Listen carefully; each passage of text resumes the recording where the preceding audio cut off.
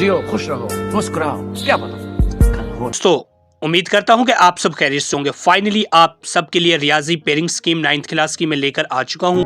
अगर आप इसके मुताबिक तैयारी करते हैं तो आपके इंशाल्लाह 75 में से 75 नंबर इजीली आ जाएंगे। तो आप इन तमाम क्वेश्चनों को अच्छे से देखें, जिनमें शॉर्ट क्वेश्चन भी हैं, लॉन्ग क्वेश्चन भी हैं और एमसीक्यूज भी हैं।